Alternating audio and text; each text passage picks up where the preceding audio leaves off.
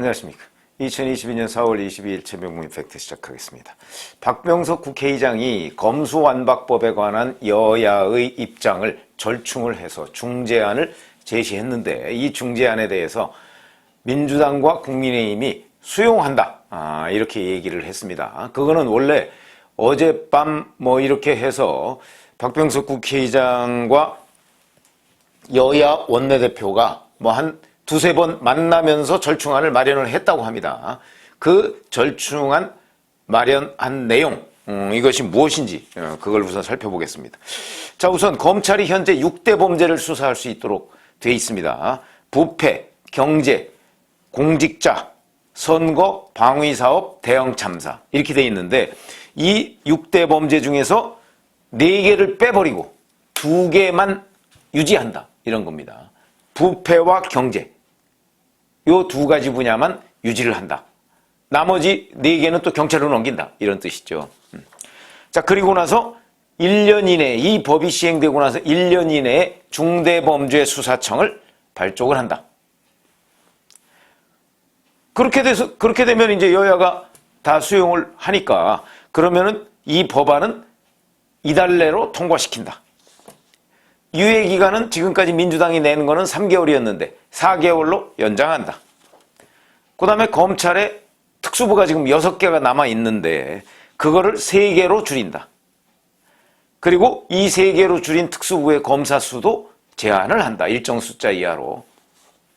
그리고 국회에 사법개혁 특위를 만들어서 중대범죄수사청 신설 등 사법체계 전반에 대한 밀도 있는 논의를 하고 특위 구성을 한 이후에 6개월 안에 중수청 설립을 위한 입법 조치를 완성한다.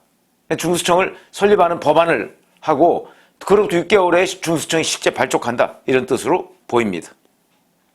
그리고 중수청이 발족을 하면 검찰이 가지고 있던 부패와 경제 2가지의 수사권도 이제 폐지한다. 이제 그런 것들은 다 중수청으로 넘어간다. 중대범죄수사청으로. 자, 이런 얘기입니다. 이렇게 되면 물론 여기에 대해서 검찰은 강력하게 반발하고 있죠. 한 1년 남짓 정도 되면 검찰의 수사권이 이제 그야말로 완전히 박탈될 수 있는 그런 환경이기 때문에 검찰은 강력하게 반발하고 있지만 여야가 이렇게 합의를 해서 국회에서 통과시키면 이 법은 그대로 시행될 수밖에 없다. 이제 검찰은 결국은 검사들이 남아있거나 아니면 중수청으로 이동하거나 아니면 현재 검찰에 남아있으면 검찰은 그냥 기소청 비슷하게 될 것으로 보입니다. 그러면 이제 기소를 담당하거나 이런 정도의 선택지가 남아있다. 근데 우리가 여기서 관심을 갖는 분야는 자, 그러면 민주당이 검수완박을 하기로 했었던 가장 큰 이유가 문재인 대통령과 이재명 상임고문을 지키자. 그런 목적이 숨어져 있었는데 그러면 민주당은 문재인 지키기와 이재명 지키기, 문재명 지키기에 성공한 것인가 과연? 이런 부분이 이제 궁금해지는 대목이죠. 자, 저는 한 절반 정도의 성공이라고 제가 보고 특히 문재인 대통령 지키기에는 성공했다 이렇게 봅니다. 그게 무슨 얘기냐? 지금 현재 산업부 블랙리스트 사건 등을 서울 동부지검에서 수사 중이죠. 산업부 블랙리스트 사건은 현재 검찰이 가지고 있는 6대 범죄 안에는 포함되지만 만약에 검수완박법안이 통과되면 2대 범죄, 부패와 경제 범죄에는 속하지 않습니다. 이거는 공직자 관련 범죄 아니겠습니까? 그렇게 되기 때문에 4개월 내에 이 산업부 블랙리스트 수사는 이제 마무리를 지어야 되겠죠. 그리고 검수완박법안이 통과되면 그러면 그 이후에 이것은 경찰로 넘어가게 되고 그로부터 한 1년쯤 지나다 보면 이제 중수청이 만약 설치된다면 중수청으로 넘어가게 됩니다. 그러면 지금 현재 산업부 블랙리스트 수사는 이미 진행 중이기 때문에 어찌할 수가 없죠. 어차피. 그러니까 이거는 앞으로 추가적인 진전만 막는다. 아마 이런 정도로 보이고요. 그 다음에 제가 어제 문재인 청와대에 20명이 감옥에 갈 것이다 라고 양양자 의원한테 지금 철험회의 강경파 모 의원이 얘기했다 하는 걸 어저께 말씀을 드렸었는데 그 문재인 청와대 20명이 누구냐? 그러면서 제가 아직까지 제대로 수사되지 않은 사건이 있다. 이런 말씀을 드린 적이 있습니다. 그게 바로 장자연 리스트, 그 다음에 김학의 전 차관 불법 출금 의혹 등등과 관련한 것, 이것들을 누군가가 기획사정을 했을 텐데 이 기획사정의 주인공들, 장본인들이 아직 검찰 수사를 안 받았다. 그와 관련해서 감옥에 갈 사람이 많을 것이다. 이렇게 제가 말씀드렸고, 울산시장 선거 공작 사건과 관련해서도 임종석 전 대통령 비서실장 등 몇 명이 아직 재판에 넘겨지지 않았습니다. 이런 사람들인데, 자, 이 사건들은 뭐죠? 이거 일종의 권력형 비리죠. 그런데 이거는 부패와 경제에는 포함되어 있지 않습니다. 이거는 공직자 관련 범죄인 것으로 그렇게 분류가 되는데, 그렇다면 이것도 결국 만약에 6대 범죄에서 2대 범죄로 검찰의 수사권이 줄어든다면 검찰은 이 수사를 할 수가 없게 되는 거죠. 그렇게 되면 현재까지 드러난 문재인 청와대 사람들의 그 비리는 부패라고 한다면 흔히 뭐 뇌물이나 이런 걸 얘기하는 거 아닙니까? 뇌물 범죄 같은 거, 횡령, 뇌물 뭐 이런 것들. 그런데 그거는 현재 청와대 사람들한테는 아직까지 드러난 건 없습니다. 물론 앞으로 그게 또 드러난다면 당연히 검찰이 2대 범죄를 수사할 수 있도록 하겠다 하는 법안이 통과되더라도 검찰이 손을 댈 수가 있는데, 지금 현재 드러난 예를 들어서 기획사정, 블랙리스트 사건 뭐 이런 것만 따지고 본다면 이거는 검찰에서 수사권을 완전히 빼앗기는 겁니다. 그렇게 따지면 이 박병석 국회의장의 중재안이 통과가 되면 결국은 이 부분에 관한 검찰의 수사권이 없는 게 되기 때문에, 그러면 지금 현재 문재인 청와대 사람들 적어도 외형적으로 공개된 이 사건에 대한 수사권은 없다. 그러면은 문재인 청와대 지키기에는 성공했다. 이렇게 말씀을 드릴 수가 있는 거죠. 자, 그러면 이재명 상임고문 지키기에는 과연 성공했을까?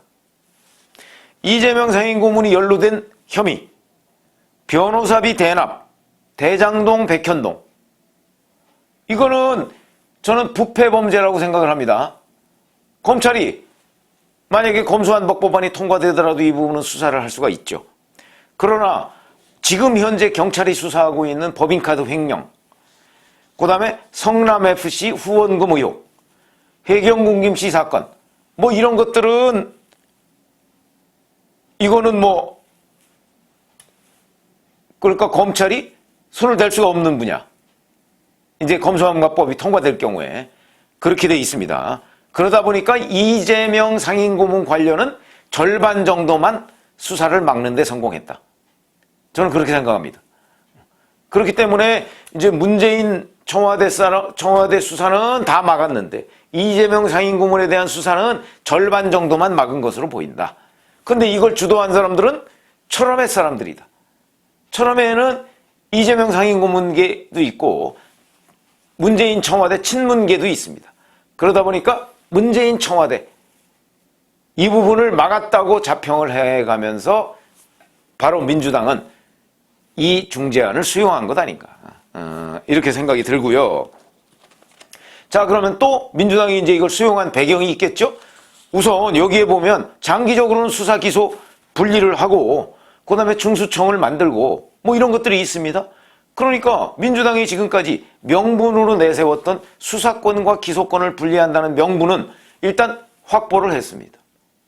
이것만 해도 민주당은 성공했다. 이게 바로 검찰개혁이다. 이렇게 주장을 할 거거든요. 속셈은 문재인 청와대 지키기, 이재명 상임고문 지키기였지만 실질적으로 대외적인 명분은 그거였기 때문에 장기적으로는 그 길로 간다. 중수청 설치하면 이렇게 돼 있는 거 아니겠습니까? 그러니까 민주당은 우리가 명분을 얻었다. 이렇게 생각을 했기 때문에 이 안을 수용한 것이 아닌가 싶고, 그 다음에 이제 아까 문재인 청와대 부분도 문재인 청와대에서 부패 비리 이런 것이 나오지 않는 한 문재인 청와대 지키기에는 성공했다라고 지금 보고 있는 것으로 저는 분석을 합니다.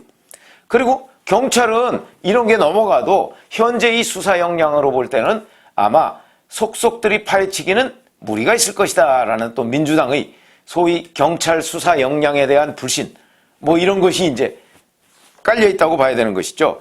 거기다가 또 하나는 민영배 의원 의장 탈당, 이 부분에 대한 여론이 너무나 안 좋고 더군다나 그에 대한 민주당 당내 여론도 안 좋습니다.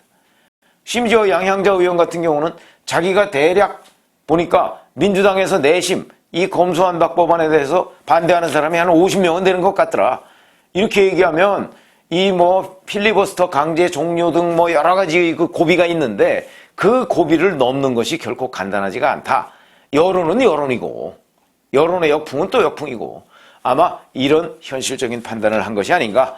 그러다 보니까 약간 양보를 하고 문재인 청와대라도 확실하게 지키자 하는 선에서 양보를 한 것이 아닌가 싶은 생각이 들고 더군다나 박병석 국회의장이 중재안을 가지고 왔는데 중재를 해보겠다고 그걸 박병석 국회의장이 중재안을 차버렸을 경우에 그럼 박병석 국회의장이 만약에 직권상정을 안 한다고 하면 또 벽에 부딪히는 거거든요. 이런 현실적인 이유도 있을 것이다. 그래서 이 사람들의 생각은 문재인 청와대와 이재명 상임고문을 다 지키면 좋겠는데 현실적으로는 문재인 청와대는 현재까지의 상황으로 보면 지켰는데 이재명 상임고문은 절반 정도만 지킨 것으로 보인다. 그냥 이 정도 선에서 우리가 물러설 수밖에 없다 하는 현실적 판단을 한 것으로 보이고 자 그러면 국민의힘은 왜 이걸 받았을까요? 저는 이렇게 봅니다. 현실적으로 국민의힘이 이 민주당이 강력하게 추진하는 검소한박 법안의 국회 통과를 막을 방법이 없습니다. 필리버스터 하더라도 만약 쪼개기 국회를 민주당이 한다면 또 그걸 막을 방법이 없고 그 다음에 필리버스터를 강제 종료시키려면 180석이 확보가 돼야 되는데 물론 그게 지금 한두 석이 왔다 갔다 하고 있습니다만 민주당 국민의힘 입장에서 봐도 국민의당엔 권은희 의원 같은 사람이 검소한박법에 찬성하고 있지 않습니까? 국민의힘도 자신이 없는 겁니다. 지금 필리버스터 강제 종료당할 가능성 그걸 막을 확실한 자신이 없기 때문에 그럴 바에야 이 정도로 선에서 타협을 하고 어차피 뚜렷한 방법도 없는데 그리고 나머지는 제가 윤석열 대통령 당선인이 취임을 하고 나면 곧바로 새 경찰청장에 대한 인선 작업에 들어가서 새 경찰청장이 7월 25일 날 취임한다. 제가 이런 말씀을 드린 적이 있었죠. 그러니까 새 경찰청장이 수사에 공백이 없도록 하기 위해서 충분히 대응할 수 있다. 윤석열 당선인은 그렇게 생각하고 있는 것으로 보입니다. 그럼 그런 당선인의 생각이 지금 국민의힘 측에도 전달이 됐을 테니까 아이고 뭐 검소한박 법안 이거 뭐 그렇게 어마어마하게 당력을 총집중해서 막으려고 할 필요까지는 없고 하여튼 막아보기는 하는데 뭐 정 안 되면 우리는 뭐 또 나름대로 대책을 세우면 되는 것 아니냐.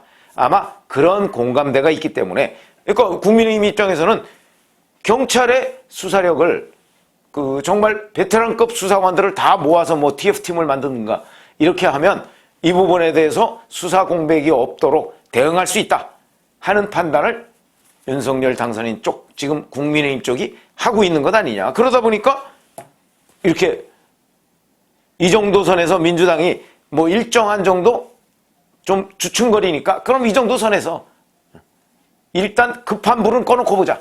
아마 그런 관점으로 보입니다. 그래서 국민의힘도 이걸 수용했고 민주당도 수용을 했는데 그러다 보니까 양쪽에서 사실은 뭐 절반 정도씩 양보했다. 내지는 국민의힘이 조금 더 많이 양보했다.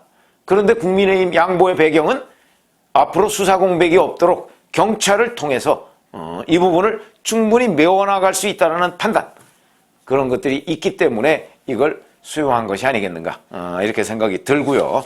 자 어찌됐든 간에 이렇게 되면 앞으로 이제 장기적으로는 경찰과 중수청이 이제 수사를 나눠 맡게 되는 것이고 지금의 검찰은 뭐 그때 가서 이름을 뭐 기소청으로 바꿀지 어떨지 모르겠습니다만은 지금의 검찰은 기소를 담당하는 것으로 이제 그 결론이 나고 그러면 중수청이 설치되기 전까지는 그게 뭐 앞으로 1년이 될지 이 법안에는 1년 내에 중수청 설치한다고 돼 있지만 1년이 될지 어떨지 모르지만 그 동안에는 여하튼 검찰은 부패와 경제 두 가지만 수사를 하는 거고요.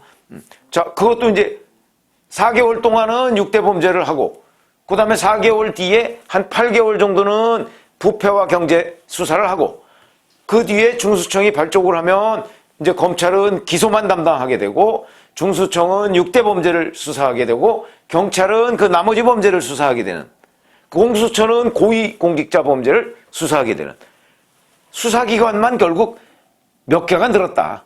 이런 상황이 되는 거죠. 뭐 그러나 국회에 다수 의석을 가진 곳이 이걸 밀어붙이겠다는데 그걸 뭐 무슨 재주로 막겠습니까? 이런 부분에 대한 궁극적인 판단은 결국 국민들이 하는 것이다. 언제? 이번 지방선거에서 하고 그 다음에 2년 뒤에 총선에서 지금 민주당이 벌여왔던 그 수많은 행태들에 대한 심판을 결국 국민들이 하는 수밖에 없다. 이렇게 생각을 합니다. 그래서 오늘은 이 박병석 국회의장의 중재안을 여야가 수용했고, 그랬을 경우에 과연 민주당이 처음부터 목표로 했던 문재인 청와대와 이재명 지키기가 어느 정도 성공했다고 평가할 수가 있는가 하는 부분에 대한 분석을 해드렸습니다. 고맙습니다.